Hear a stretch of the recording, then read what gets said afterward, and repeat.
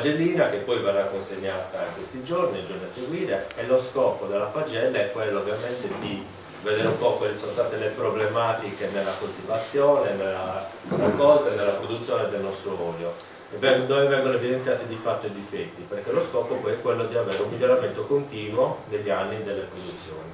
È vero anche che da quando si è iniziato, perché siamo arrivati all'11ª edizione, il percorso è stato un po' difficile, ci sono state diverse resistenze da parte dei produttori anche a cambiare metodologie un po' che abbiamo inculcato in testa dei nostri nonni, però il mondo è cambiato, per cui Sergio ogni volta batte su pulizia, sulla raccolta, sulla conservazione, sull'acciaio e quant'altro, però purtroppo si vedono ancora in frantura.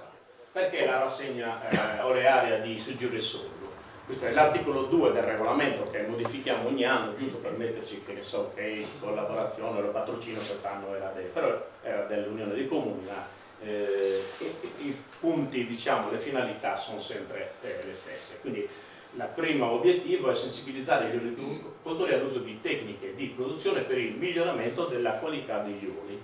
Altro obiettivo è promuovere la conoscenza ed il consumo degli oli extravergini di oliva oliastrini, giustamente per far sì che ci sia, se ne parli, in modo che parlandone poi il passaparola porta sì a dare anche occasioni. Per quanto riguarda poi gli oli che vengono confezionati, questa rassegna funge da selezione territoriale degli oli extravergini idonei per il concorso regionale di olio nuovo che si tiene a Buono.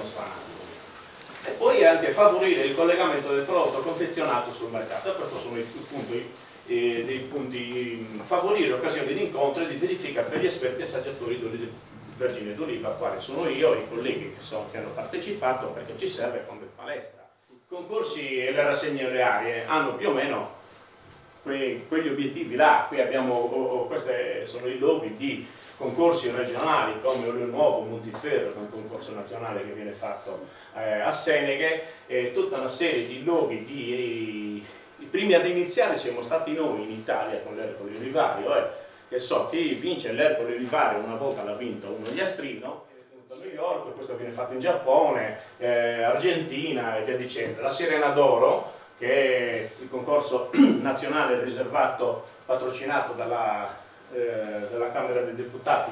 Camera dei Deputati?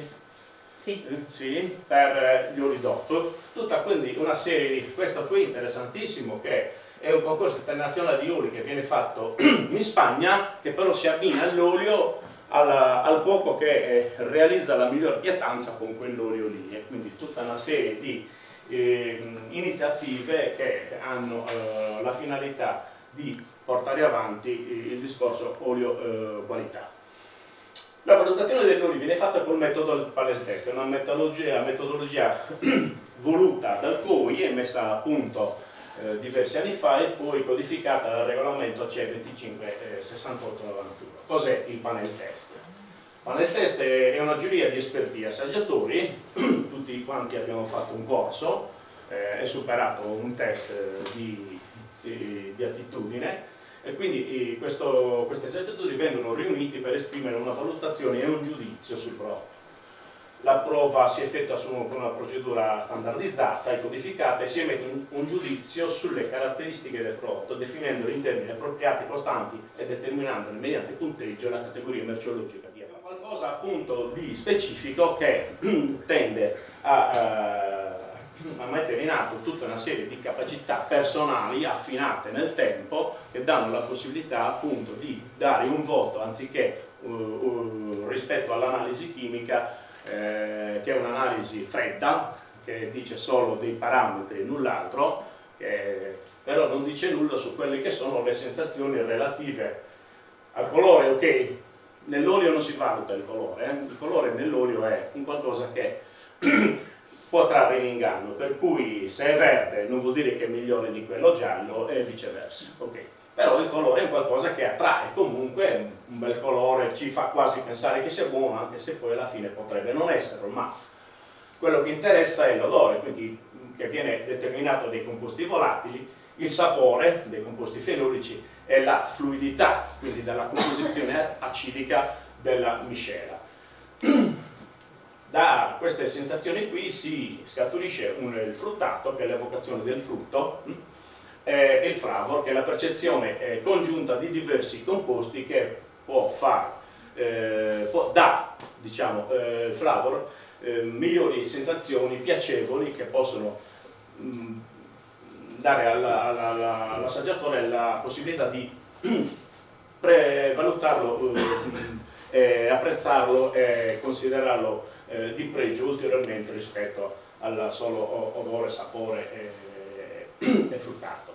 Poi ci sono anche le sensazioni sgradevoli, che sono quelle che sono legate a una cattiva lavorazione, una cattiva qualità delle olive, poi lo vedremo meglio, o i fattori tecnologici che sono intervenuti nella trasformazione e nella conservazione del prodotto.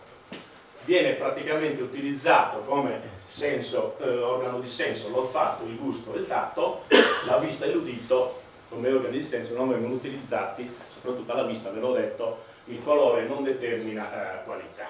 Okay. Il fruttato dell'olio è un qualcosa che è legato all'oliva, è qualcosa che deve ricordare l'oliva. Quando noi assaggiamo un olio, la prima sensazione che andiamo a cercare è la sensazione di frutto fresco colto al giusto grado di maturazione. Poi ci sono alcune sfaccettature del fruttato che possono essere legate al fruttato verde, legato a una fase fisiologica di semi-invaiatura o verdi, il fruttato maturo, appunto, che ricorda il frutto però colto, diciamo, in età avanzata, oppure un fruttato spento, che sono quelle sensazioni che non sono particolarmente forti o non colpiscono più di tanto.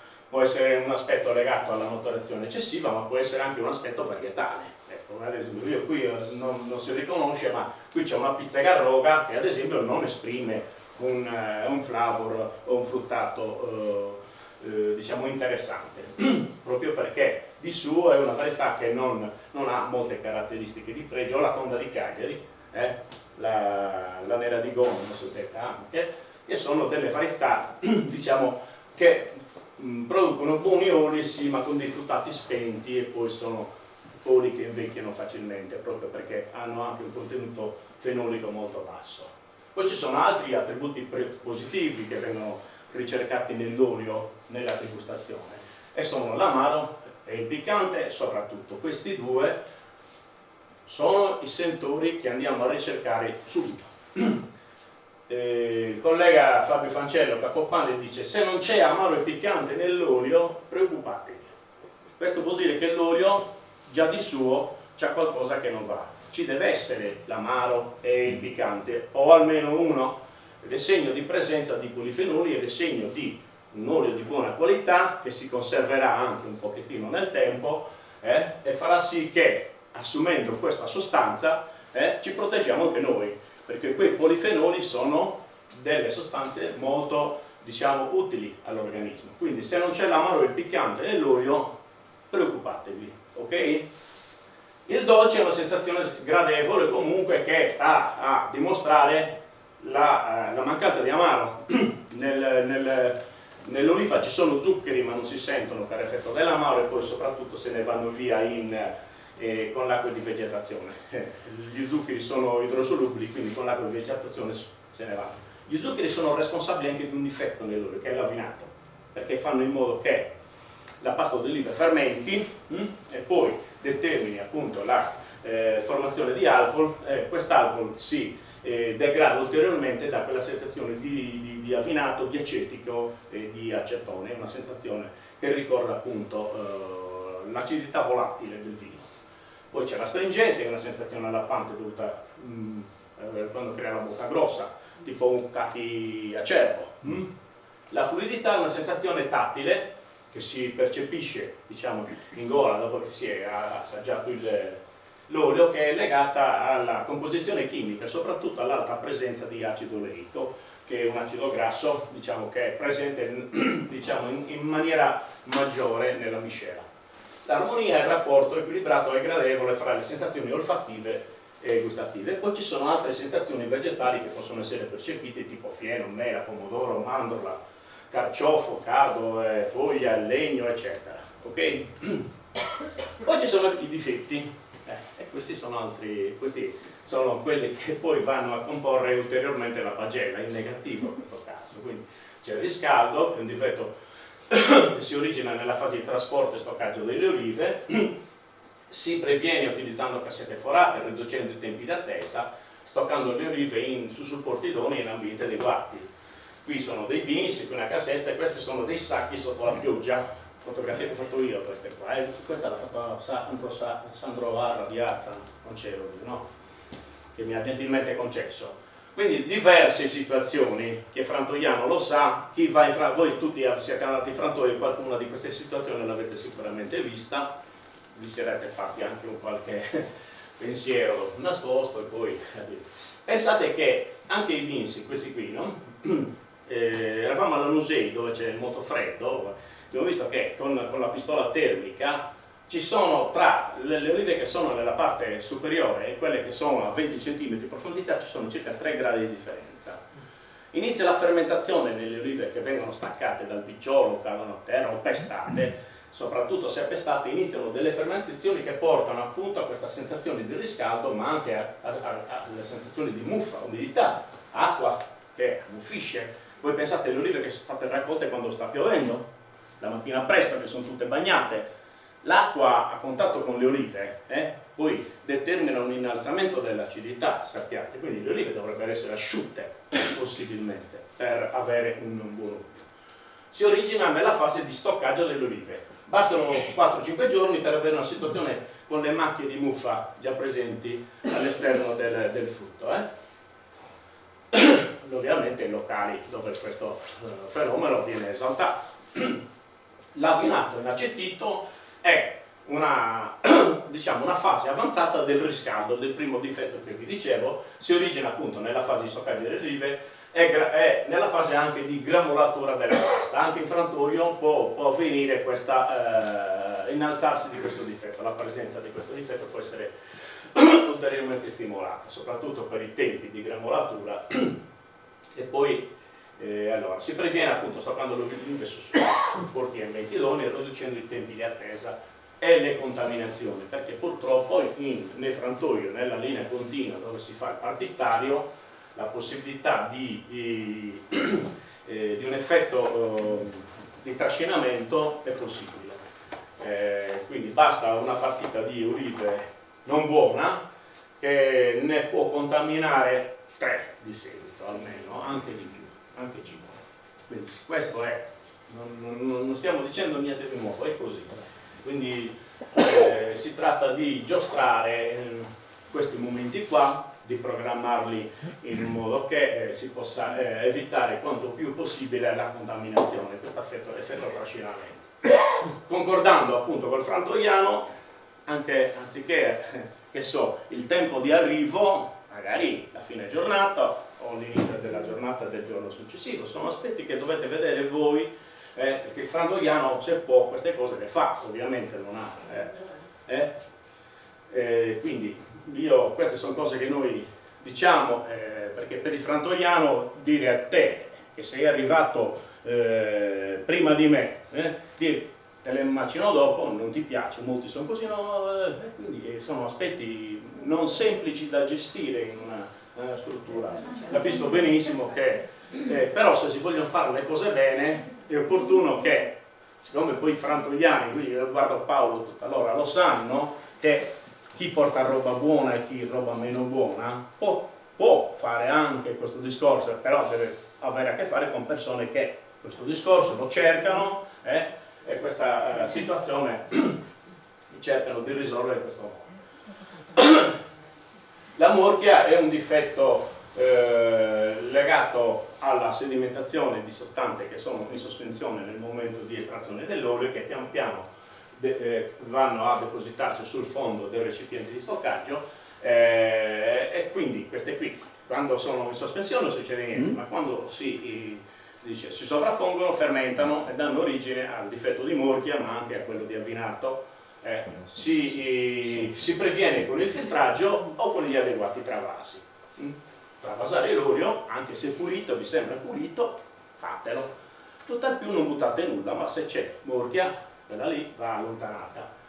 il principale, per cui poi altro difetto, non ultimo, anzi questo è il peggiore di tutti, ma spesso c'è, è il rancido. Si origina nella fase di stoccaggio e conservazione dell'olio, quindi il contatto con l'ossigeno soprattutto determina il rancidimento, è un'ossidazione, praticamente è legato diciamo, queste situazioni qua, dove i recipienti non pieni.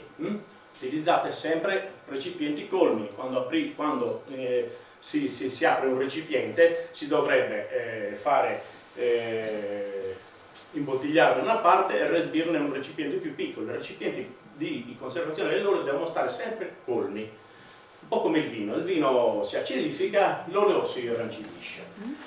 Si origina anche molto in campo questo difetto, è legato a punture da mosca soprattutto. Allora abbiamo anche olio da olivere appena frante che ha già la sensazione di rancido.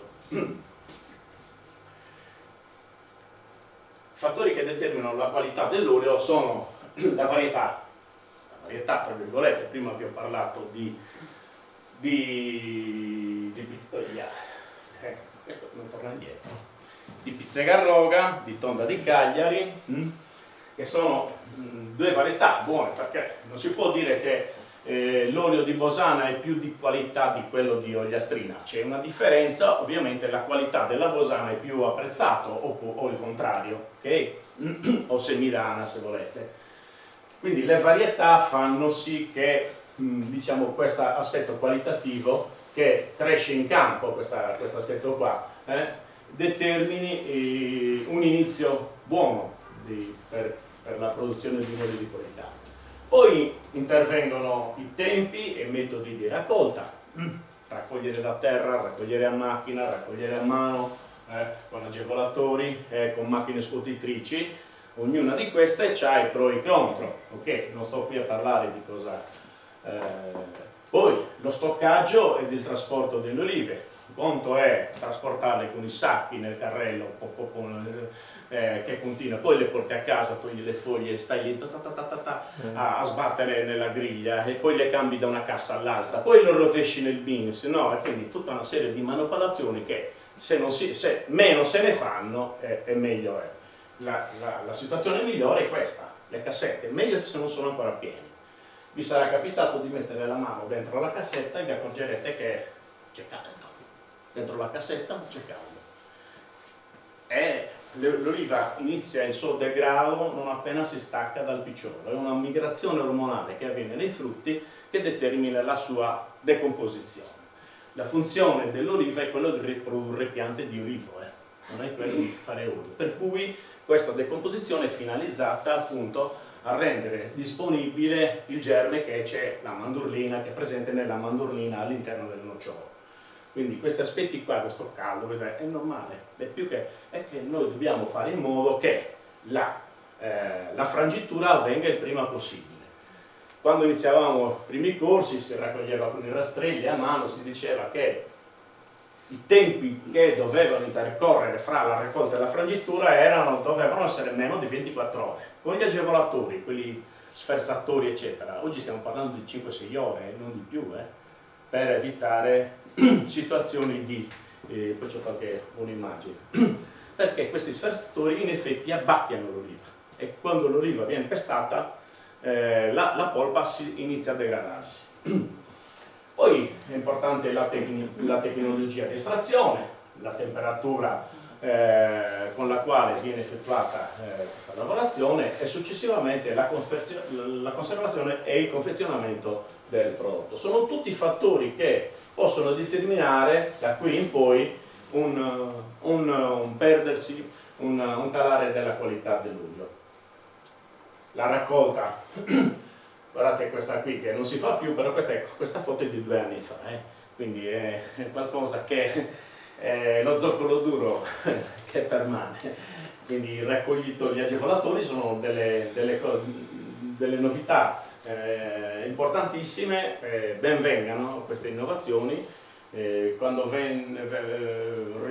riuscimmo a individuare il primo abbacchiatore, che era qualcosa di pneumatico, veniva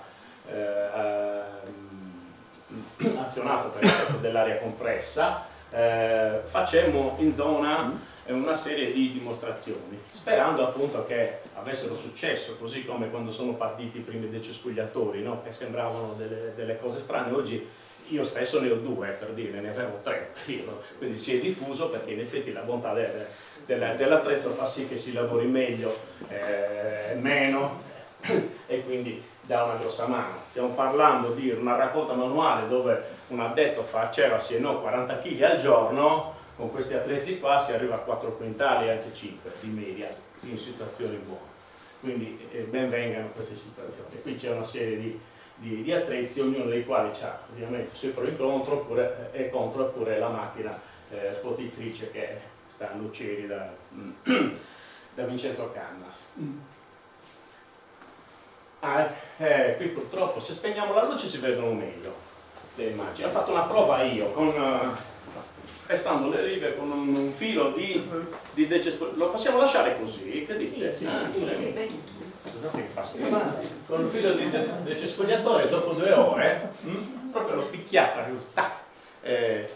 Dopo 2 ore la situazione era questa, dopo 24 ore erano già annerite, qui già notate già le depressioni, qualcuna di queste poi nel tempo è andata avanti, dopo 6 giorni qualcuna magari si è fermata, per dire quanto incide una lesione esterna del frutto.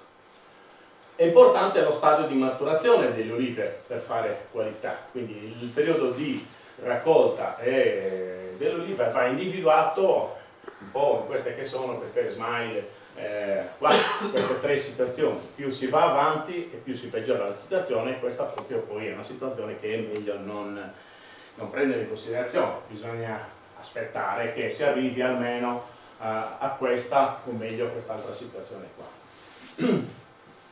Perché qui, in questo momento qui, abbiamo appunto un equilibrio ottimale tra sostanze aromatiche e sostanze antiossidanti. Più si va avanti, più le sostanze aromatiche e antiossidanti si perdono. Qui proprio c'è solo puzza. E anche quindi la qualità delle olive determina la qualità del prodotto finale. Da olive buone si può ottenere un buon olio oppure rovinarlo in fase di trasporto, di raccolta, trasporto, di lavorazione e di conservazione. Da olive in queste condizioni non si potrà mai avere un olio buono. Quindi è importante tutta la fase che abbiamo visto prima, dal campo fino al contenitore in acciaio inox. E poi è importante anche la sanità delle olive, oltre che la qualità che può essere legata a muffe, ma qui stiamo parlando anche di attacchi da parte di insetti, la mosca principalmente, che poi guardate quante punture c'ha quest'oliva qua. Questa è la margaronia, che 2 anni fa ha fatto degli attacchi eccezionali, oppure la lebbra, come in questo caso qui, che è un altro fungo, che attacca principalmente la tonda di Cagliari, molto suscettibile a questa malattia. Quindi queste situazioni, la sanità dell'oliva allo stesso tempo determinano quasi sicuramente un prodotto con difetti. L'acidità libera è una destrutturazione del trigliceride, ma giusto per farvi vedere questo grafico qua, che è l'acidità delle olive, lo stesso giorno e il giorno dopo in questo video, la differenza che c'è nell'innalzamento di acidità da un giorno all'altro fra le olive che sono state raccolte a mano e quelle che sono state raccolte da terra.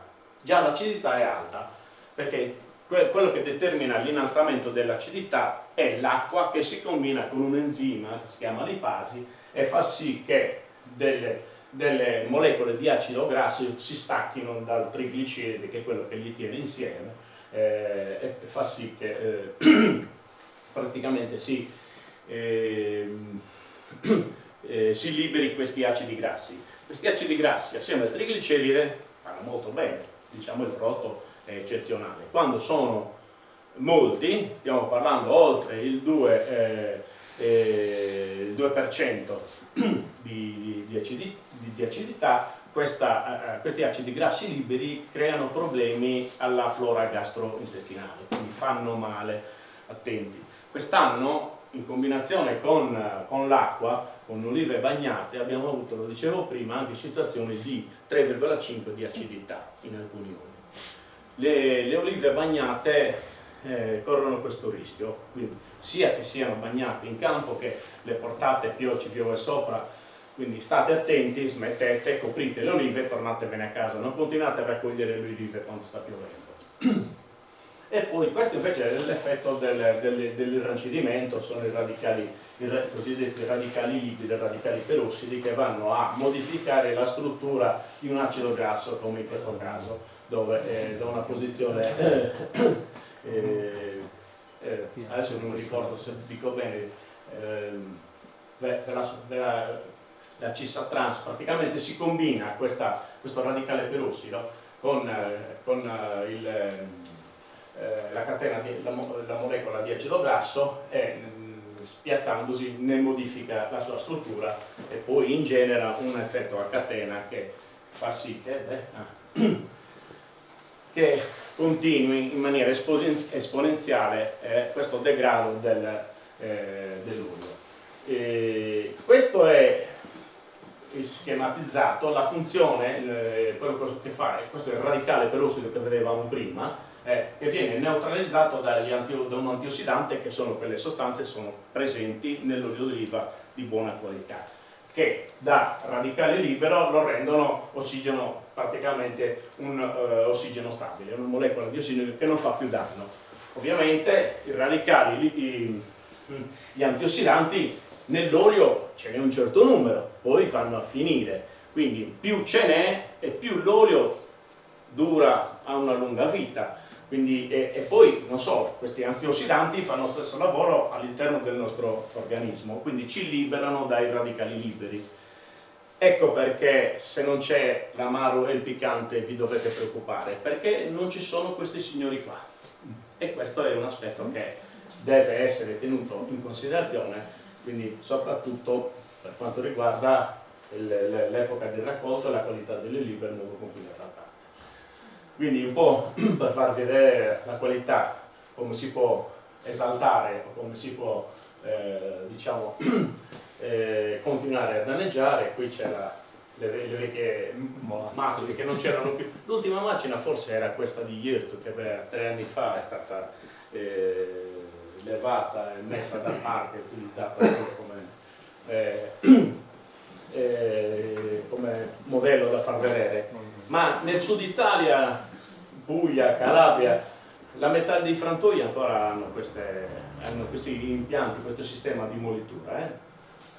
Quindi la qualità è importante, l'aspetto dell'efficienza delle macchine, qui della pulizia delle stesse macchine. Qui vedete un'incrostazione in un frangitore, è una cosa normale che avviene, però questa roba qua andrebbe pulita ogni giorno, andrebbe pulita a fine giornata. So che lo fanno, però in alcuni casi qualcuno non sa manco che questa situazione qua si deve eliminare ogni giorno. In alcune situazioni questo qua non viene fatto. Poi ci sono qui, non so se riuscite a vedere, anche dei denti smussati. Il dente smussato di un frangitore cosa determina? Determina anziché rompere l'oliva, poi crea un impasto vero e proprio e crea la schiuma alla fine, quando si è in separazione finale. Proprio perché qui si crea un'emulsione, perché non avviene il taglio netto della polpa, la rottura delle molecole, così come dovrebbe avvenire quando gli organi di rottura sono nuovi. Ugualmente la gramolatura, nella gramolazione ci sono diverse evoluzioni che tendono a conservare quanto più possibile la qualità del prodotto, così come i decanter, i separatori i decanter e i separatori. Metto sempre il termometro perché anche la temperatura è un aspetto non poco importante, anzi più si innalza la temperatura con acqua nel decanter oppure con acqua calda anche in altre fasi, a seconda del frantoio l'acqua si aggiunge in un organo della linea piuttosto che in un altro, e quindi anche l'acqua, l'aggiunta di acqua fa sì che innalza la temperatura, poi dilava quelle sostanze che determinano la qualità di cui parlavamo prima. E poi la conservazione dell'olio. L'olio va preservato da ossigeno, luce, temperatura. Sicuramente questo ambiente può essere caratteristico, bello quanto volete, ma tutti questi prodotti alla fine si contaminano a vicenda. Il vino col formaggio, con l'olio, con i prosciutti, eccetera, eccetera. Quindi va liberato dai sedimenti l'olio, ma va diciamo, stoccato in ambienti idonei e in recipienti come questi qua, per capirci, vetro e acciaio. Questo qui si utilizza per le fiere, per metterci fiori, per abbellire gli ingressi delle ville oramai, ok? Andiamo veloci, quindi la rassegna, adesso parliamo delle cose nostre. La rassegna su Girasole 2020 ha visto 9 colleghi assaggiatori iscritti all'elenco regionale che vengono volentieri qui in Ogliastra a fare questa, anche perché questo allenamento è un qualcosa che lo riteniamo tutti quanti importantissimo, ne facciamo anche altri, anche di prove, ogni tanto chiediamo degli oli in giro per far sì, inizio stagione, metà stagione, ci riuniamo e facciamo queste sedute di degustazione di allenamento. I campioni presentati quest'anno sono stati 46 e abbiamo iniziato a fare una valutazione sensoriale, olfattiva, per diciamo, escludere dalla valutazione finale quegli oli con difetti evidenti già all'olfatto, quindi con sentori di avvinato, di rancido soprattutto perché è un difetto che si percepisce molto facilmente, o in qualche situazione anche di muffa. Queste sono delle sensazioni olfattive che si percepiscono subito, quindi da 46 campioni ne abbiamo esclusi 28 già all'inizio, quindi sicuramente sono campioni che poi all'assaggio hanno ulteriori difetti. Quindi per questi campioni qui faremo, e anche per gli altri, una descrizione di quello che sarà che è il difetto percepito e di come lo si può evitare, limitare, escludere.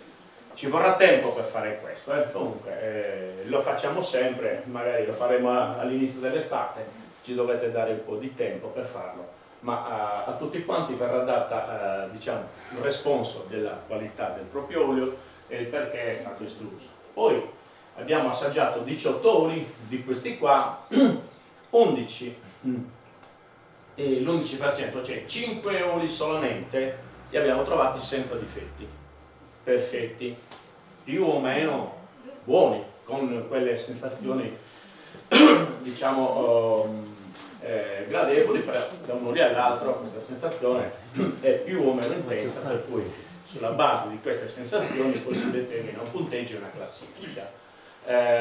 Altri 10 oli di quelli che abbiamo assaggiato li abbiamo trovati con difetti lievi, proprio appena percettibili.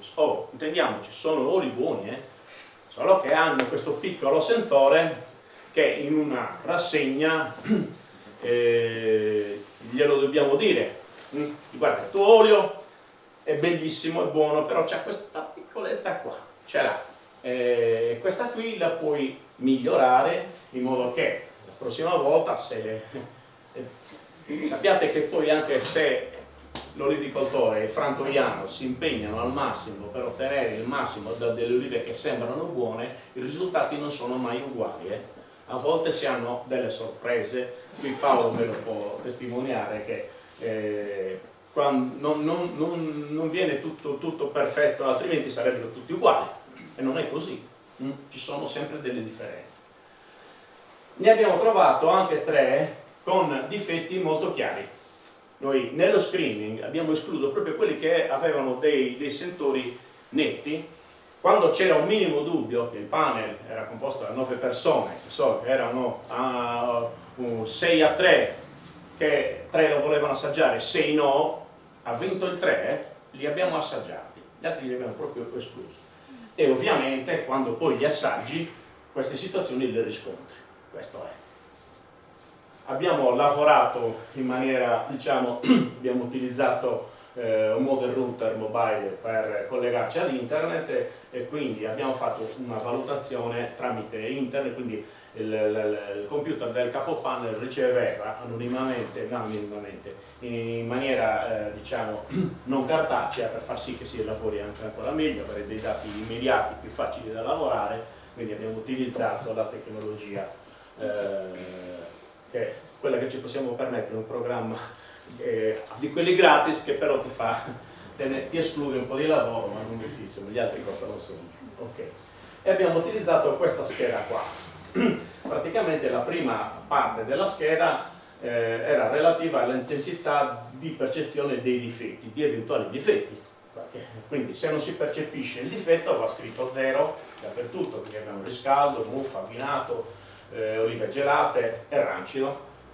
La seconda scheda è relativa agli attributi positivi, al fruttato verde, poi al fruttato maturo, al verde erbaceo foglia, verde carciofo, mandorla fresca, pomodoro, frutta. Questi sono gli altri sentori che possono essere riscontrati nell'olio. Quindi l'amaro e il piccante è la relativa intensità, poi l'armonia e la fluidità. Quindi abbiamo fatto di ogni olio una specie di carta d'identità che ha determinato ovviamente un punteggio e una valutazione finale.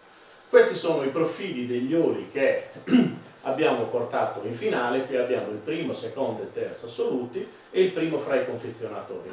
La curiosità è che questi due profili radar e questi due coincidono moltissimo fra di loro, hanno diciamo dei picchi più o meno simili. Qui il primo assoluto, vedete, su una scala qui è da 0 a 6, ma la scala era da 0 a 10, quindi siamo intorno all'8 qua. Abbiamo un fruttato verde che è diciamo quasi a 10, quasi sente quasi l'oliva, quindi un'ottima fluidità, un'armonia olfatto gustativa eccellente, un piccante alto, un amaro leggermente inferiore, un verde erbaceo, un fruttato maturo, quindi tutta una serie di sensazioni gradevoli che hanno determinato appunto questo profilo molto simile a questo qua, il primo fra i confezionatori, il fruttato verde, che qui siamo intorno all'8, meno fluido, meno armonico, ma piccante e amaro allo stesso modo, sensazione lieve di frutta matura, di pomodoro, di mandorla fresca, verde carciofo, eccetera. Rispetto al secondo assoluto, che ha un buon fruttato verde, qui siamo intorno al 7, fluidità, quindi molto gradevole, amaro e piccante interessanti, con sensazioni di verde erbaceo, verde carciofo e carne, così diciamo per il terzo, che non è la stessa caratteristiche.